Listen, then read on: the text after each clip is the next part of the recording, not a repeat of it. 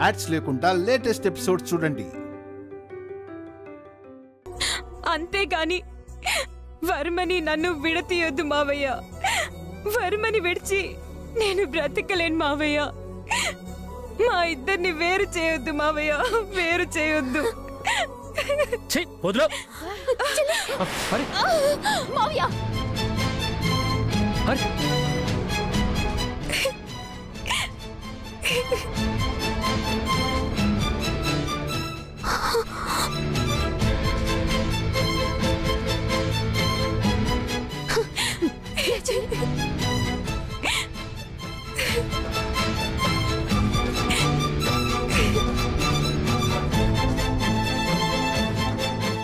కాళ్ళు పట్టుకుంటే కనికరిస్తావని పాపం పిచ్చిది అమాయకంగా మీ పాదాల దగ్గరకు వచ్చింది. క్షమించమని అడిగింది. శత్రువులైనా క్షమిస్తారేమో కానీ మీరు మాత్రం నా చెల్లిని క్షమించరని అర్థం చేసుకోలేని అమాయకురాలు మావయ్య. ఎందుకు ఇలా చేస్తారు?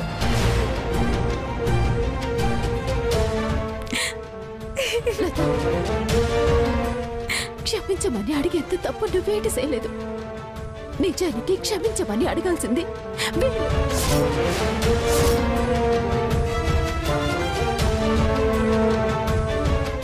ఏం మాట్లాడుతున్నావు చిట్టమ్మా? తప్పేమందండి? తను చెప్పింది అక్షరాల నిజం. తప్పులన్నీ చేసింది మీరు.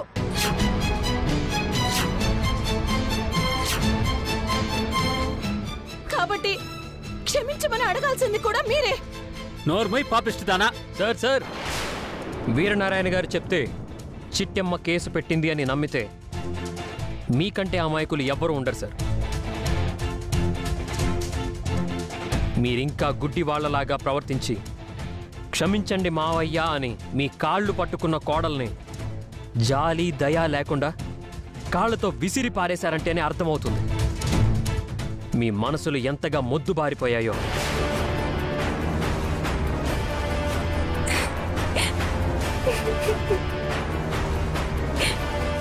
కాస్త ప్రేమ, దయ, క్షమ లాంటివి మీ మనసులకి నేర్పించండి సార్.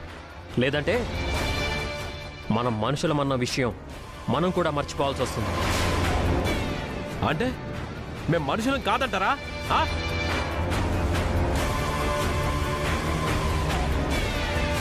చూడండి, ఇది నాకు సంబంధించిన విషయం కాకపోయినా కలగ చేసుకోవాల్సి వస్తుంది.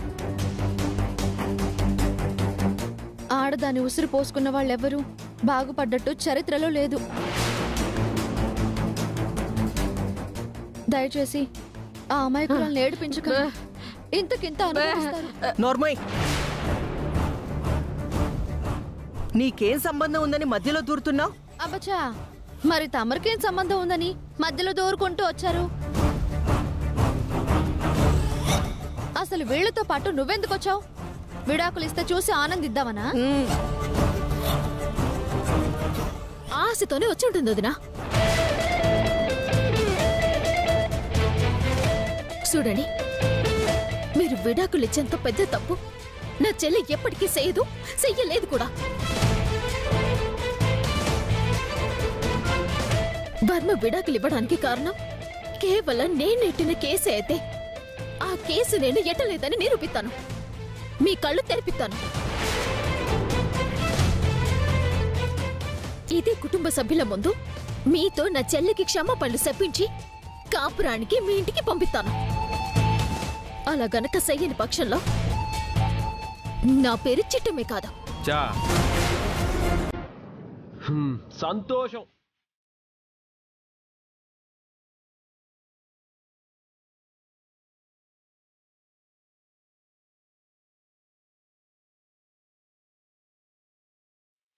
నీతో కలిసి బ్రతకటం ఇష్టం లేదని, నీతో జీవితాంతం కలిసి ఉండలేనని, నాకు విడాకులు కావాలని సంతకం పెట్టేశాను.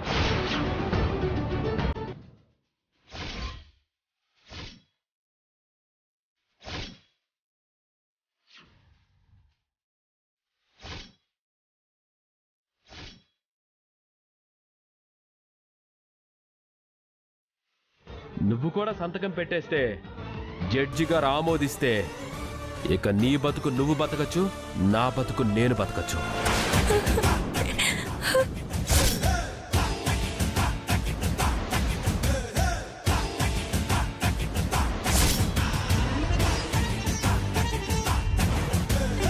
సంతకం ఇందులో పెట్టు, విడాకులకు అప్లై చేద్దాం.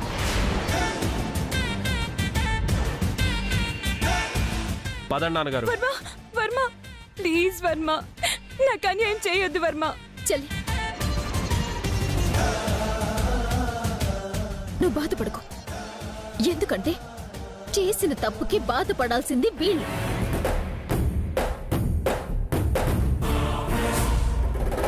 కళ్ళు తెరిపిస్తాను, వీళ్ళందరి కళ్ళు తెరిపిస్తాను. నోళ్లు మోయించి మరీ నిన్ను కాపురానికి పంపిస్తాను. అలా చేయకపోతే నా పేరు చిట్టమే కాదు.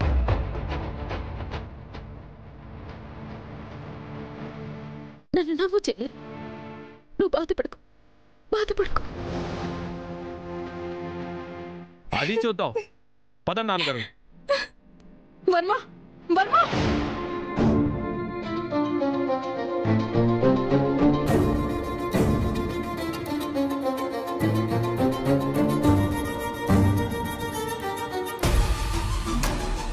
పదమ్మా.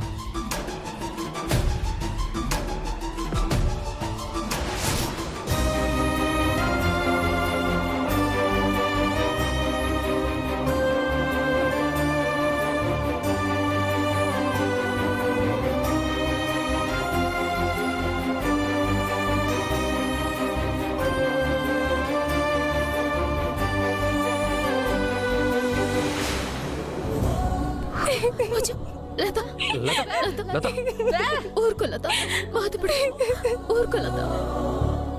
ఏంటక్క నా జీవితం, ఏంటి నా బతుకు? ఊరుకోమ్మా, ఏమీ కాదు. లేని బాబు, మేమందరం ఉన్నాం కదా, నీకేమీ కాదు. లేదక్క లేదక్క, నేను బ్రతికి వృధా, నా జీవితం వృధా.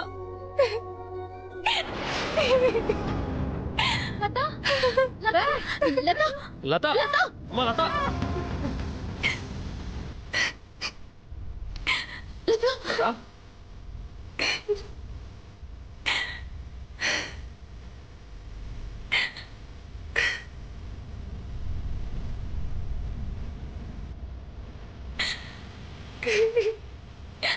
అయిపోయిందక్క, అంతా అయిపోయింది.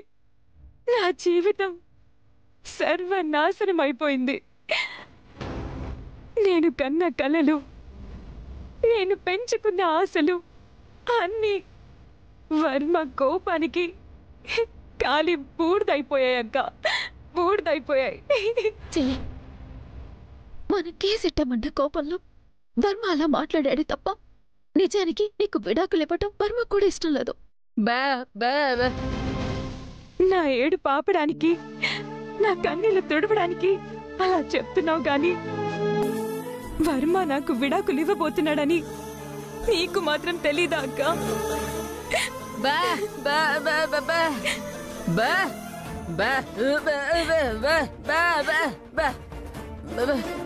అమ్మా నువ్వు ఆగు.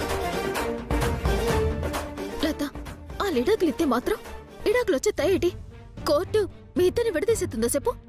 అదంతా తేలికనుకున్నావా చెప్పు? అవును లత, చట్టాలు న్యాయస్థానాలు ఉన్నవి ఇద్దరు మనుషులను విడదీయడానికి కాదు, విడిపోతున్న వాళ్ళని కలపడానికి. నువ్వేం భయపడకు, నాకు తెలిసిన లాయర్ ఉన్నారు, ఆవిడతో నేను మాట్లాడతాను. విడాకులు ఎలా వస్తాయో నేను చూస్తాను. మా తమ్ముడు చెప్పింది విన్నావు కదా, ఆ వర్మ అడిగినంత మాత్రాన విడాకులేం రావు. ఎందుకంటే విడాకులు రావాలంటే ఆడవాళ్ళు కూడా అంగీకరించాలి. నువ్వెలాగో అంగీకరించావు కాబట్టి జడ్జి గారు నీకు విడాకులు ఇవ్వరు. నువ్వేం భయపడకు. నిజంగానా వదినా? భార్య అంగీకరించకపోతే జడ్జి గారు విడాకులు ఇవ్వరా? అవును చెల్లి, ఇద్దరూ కోరుకుంటేనే విడాకులొత్తాయి. ఎవరో ఒకరెళ్ళి నాకు విడాకులు ఇచ్చేయండి అనగానే ఇచ్చిస్తారా ఏంటి? అదంతా ఈజీ ఏమి కాదు. చాలా భయపడిపోయానక్క.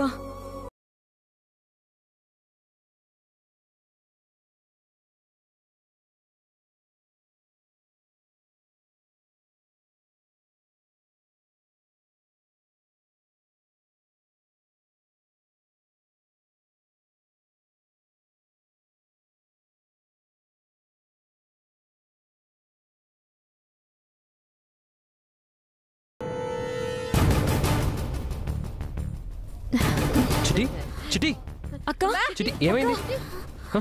ఇలా కూర్చో ఏమైంది చిటి ఏట్లేదు బాబా తల తిరుగుతున్నట్టుగా ఉంది. పడుకో పడుకో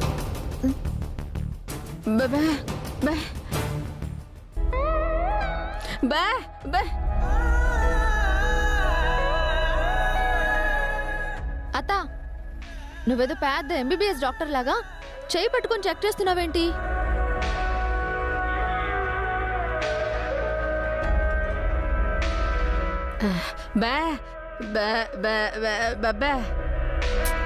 మీరేమంటున్నారో అసలు అర్థం కావట్లేదు. అత్తయ్య గారు మీరేం చెప్పాలనుకుంటున్నారో సరిగ్గా చెప్పండి. ఏంటి తమ్ముడు మూగు సైకిల్ని బట్టి డాక్టర్ గారికి ఫోన్ చేయమంటుందిరా. ఓ అలాగా ఇప్పుడే చేస్తాను.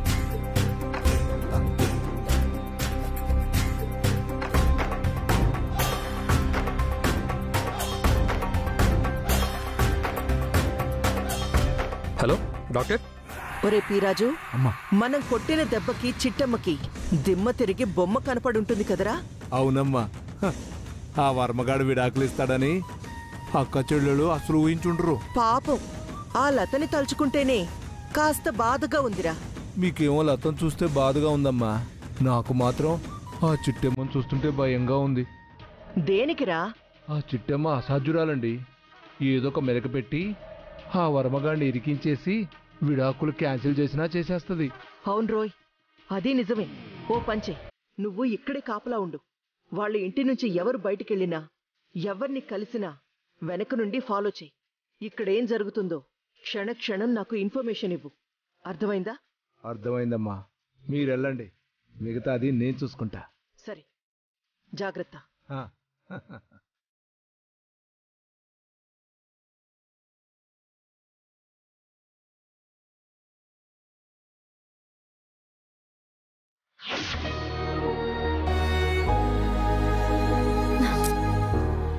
ఈ డాక్టర్ ఇంకా రాలేదు. ఎవరూ కనిపించట్లేదు. ఆపండి ఆపండి ఆపండి. ఇదిగో బాబు. Okay madam. చిట్టెమ్మ ఇంటికేంటి డాక్టర్ వచ్చింది? ఇంట్లో ఎవరికో రోగం వచ్చి ఉంటుంది, అందుకే ఈ డాక్టర్ని పిలిపించారు. అసలు విషయం ఏంటో అడిగి తెలుసుకుందాం.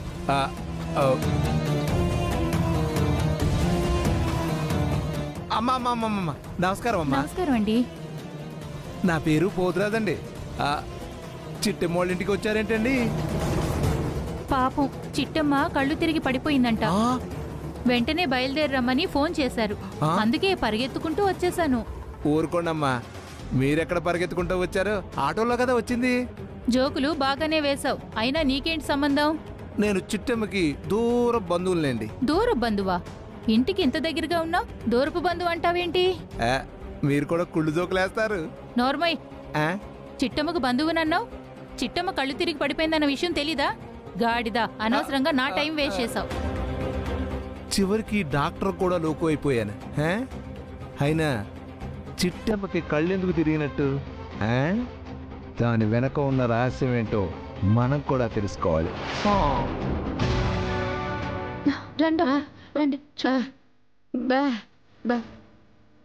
ఏమైంది? పొద్దున్న టిఫిన్ గానీ చేయలేదా? అమ్మా, నువ్వు ఆ బేబాష్ ఆపితే అసలు విషయం వీళ్ళని అడిగి తెలుసుకుంటాను. మీరు చెప్పండి, పొద్దున్న టిఫిన్ తినలేదా? ఏదో ఒక 2 ఇడ్లీ తినింది మేడం, అంతే. అది అసలు విషయం. ఎండాకాలం కడుపు నిండా తినకపోతే ఇలాగే కళ్ళు తిరుగుతాయి.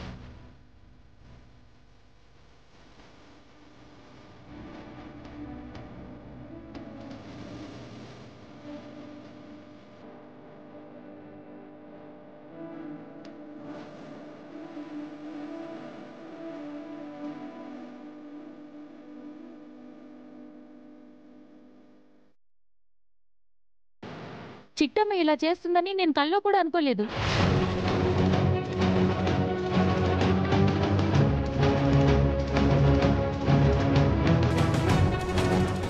ఏం చేసింది డాక్టర్? ఏం చేసిందంటావేంటయ్యా? నిన్ను తండ్రిని చేసింది. అబ్బే.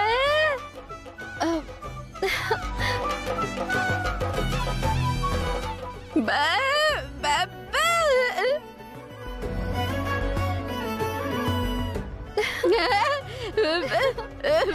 బే. నిజమే డాక్టర్ గారు, మా చిట్టమ్మ నెల తప్పిందా? అవునమ్మా, 3వ నెల.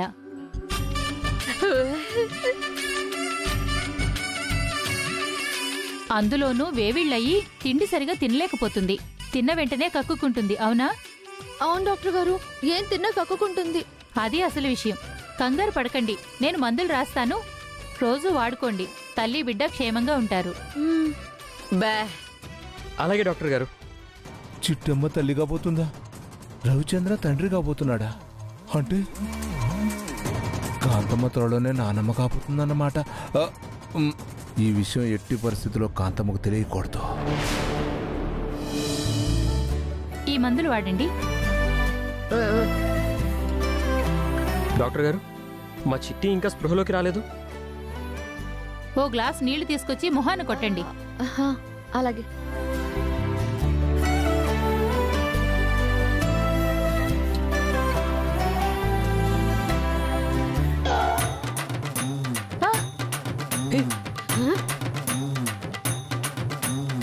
అక్క, డాక్టర్ గారు మొహాన నీళ్లు కొట్టమంది ఆవిడ మొహం మీద కాదు, మరి చిట్టి మొహాన.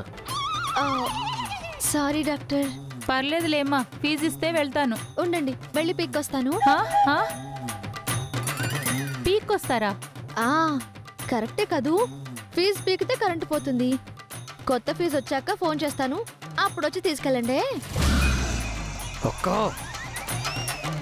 బాబు, నా పరిస్థితి అర్థం చేసుకోవయ్యా. నా ఫీజు ఇస్తే నేను బయలుదేరుతాను.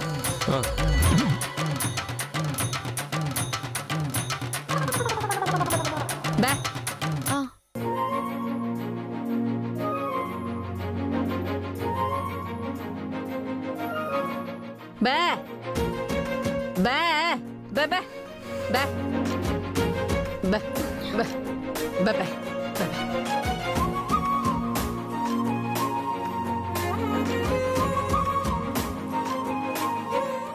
చిటి, ఏటైంది? ఉన్నట్టుండి తాళాలా తిరిగిపోయింది. చిట్టి, కంగ్రాచులేషన్స్. అక్క జాగ్రత్త. ఏమైంది? ఏమైంది? ఎందుకు కంగ్రాట్స్ చెప్తున్నావు? ఎందుకా? మా చిట్టి తల్లి కాబోతుంది.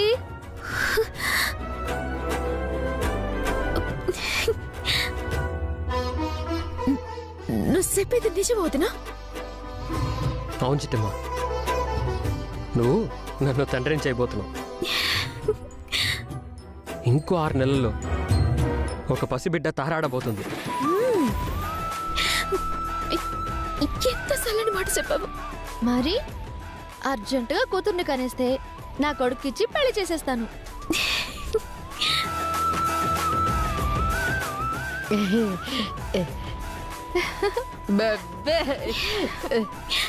చెల్లి, ఇన్నావా? నేను అమ్మని కాబోతున్నానంట, నువ్వు చిన్నవి కాబోతున్నావు.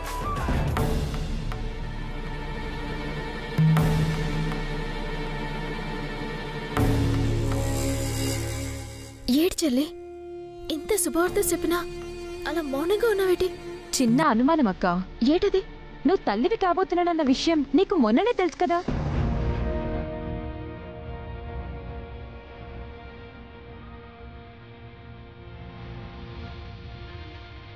ఇవాళే కొత్తగా తెలిసినట్టు, ఇప్పుడే మొదటిసారి వింటున్నట్టు ఎందుకు అందరూ అలా ఆశ్చర్యపోతున్నారు?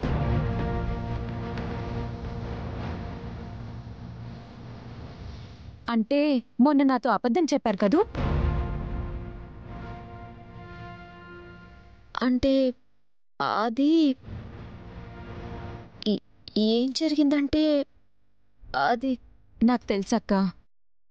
నా ఏడు పాపడం కోసం నువ్వు లేని అమ్మతనాన్ని కొని తెచ్చుకున్నావు.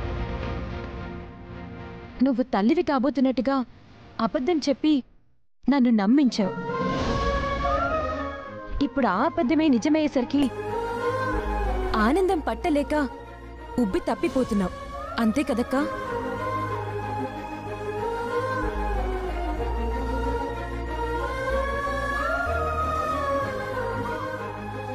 నన్ను క్షమించి చెల్లి.